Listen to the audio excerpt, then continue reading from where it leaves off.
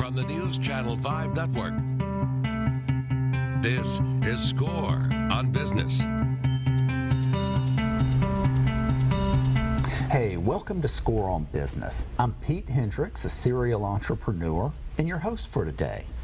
Many prospective entrepreneurs aren't sure where to start, so we'll start providing a tip on each show, and also SCORE offers low-cost classes and no-charge counseling specifically to guide folks through thinking about starting and succeeding in business.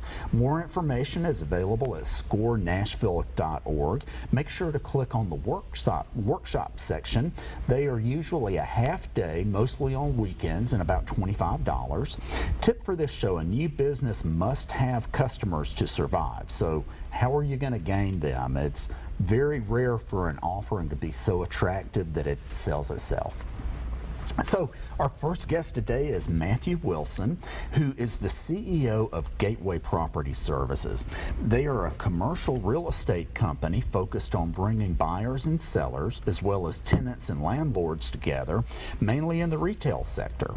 He's also an adjunct professor at Belmont teaching entrepreneurship. And thanks for being here, Matthew. Great to be here. Yeah.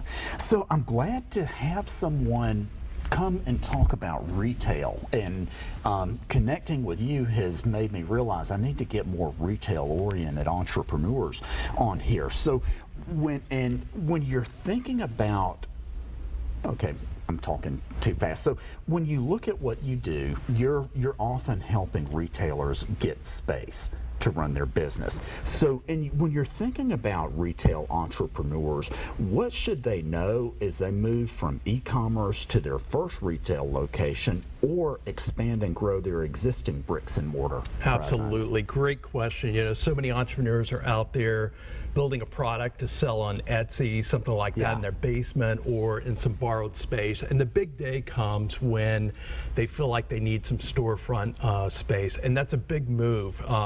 You know, first and foremost, and this is going to sound pretty obvious, but you know, that big expense, that thing called rent that comes around once a month.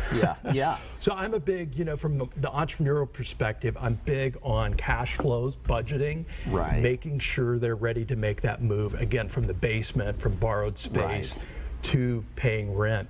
My second point really on this is everything that comes along with rent. You know, some people plug that $3,000 per month in a store for a storefront, and plug that in their cash flow, but you know, they don't think about pass-through expenses that landlords may pass through per the lease document. So that's property taxes, insurance, you know, those kind of expenses.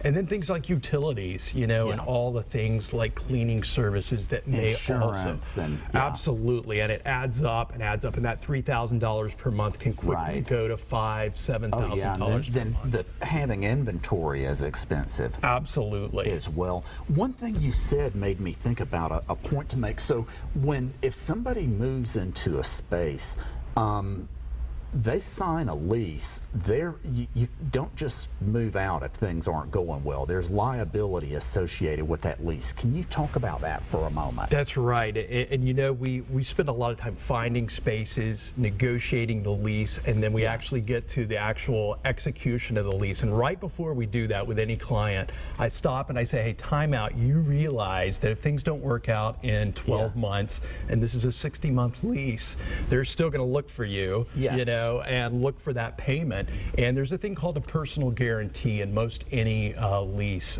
document. And that is a pretty much an addendum to the lease where you're signing the lease as maybe a corporate officer.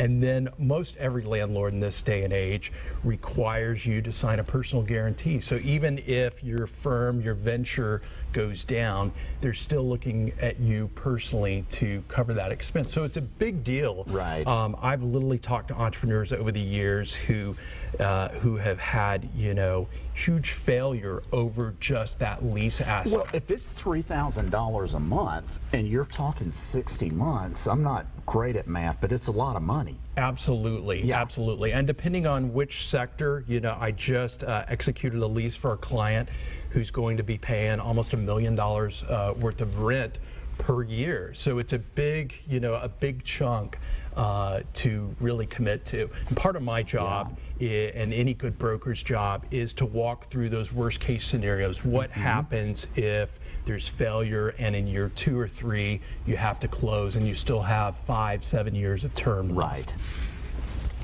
Excellent. So let's see, what else do we have here?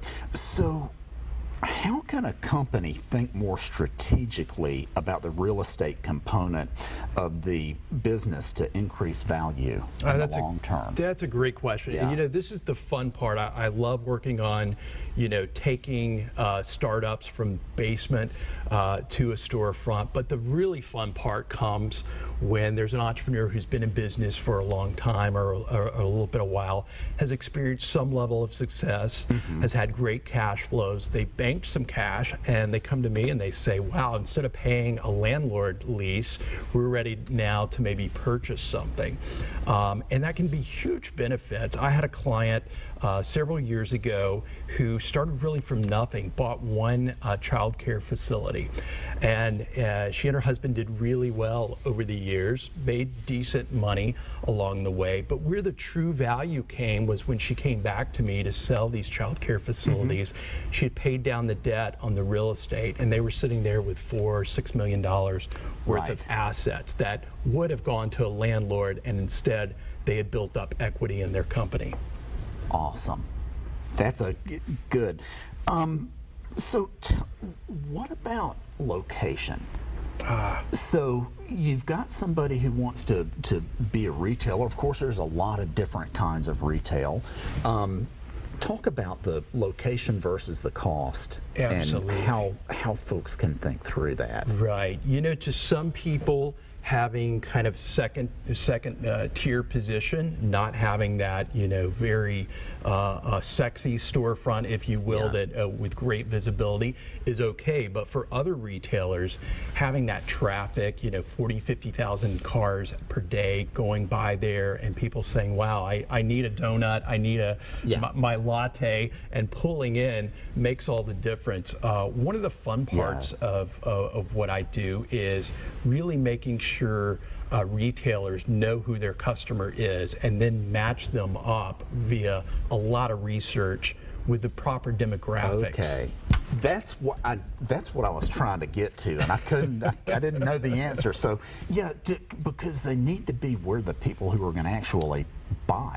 Absolutely. And a lot of people get a little confused. They go to maybe the higher profile, the maybe hipper areas, and I always like to decipher and separate ego of an organization and we want in this neighborhood because we want to be hip and cool, versus is that neighborhood really going to maximize your value in a lease or the commercial real estate? Yes. So talk about some mistakes you have seen folks make. Right. That's a great question too. I'll go back to pounding on cash flows. One of the biggest mistakes is kind of chomping off that rent and all of these expense commitments before they're truly ready and their product is ready to go to market. And you sit there and possibly bleed cash for 24, 36 months while your product is kind of moving to the market. The other kind of maybe more wonkish part of this is all of this, these lease conditions. A typical retail lease that I work on is 30, 40 pages long, has a lot of terminology, a lot of conditions. Things can crop up like the personal guarantees, things as simple as HVAC units. Your air goes out on a hot summer day. Who pays for that? And that's when sometimes I get a call from a tenant going, wait a minute, my landlord won't fix part of what things. you all will do is walk them through all of that so they understand up front who fixes the AC and who does this. Absolutely, and it's good for both parties to understand, and that's why sometimes these lease documents get so long, is because everything that could go wrong hopefully is in that lease document. So in 30 or 40 seconds, tell us how you help folks who are looking for a space and why it makes sense to work with you all. Right. You know, I always say there are 300 or 400 competitors, brokers who do Yeah. what I do out there. We can all find properties and match them up with the tenants. That's about 20% of what we do. 80% is really executing that, using my database to assist clients and Right. resources, all of that, and really getting them to their end goal. Right. Awesome. Yeah. Thanks so much for being here. Absolutely. No, thank you. Okay.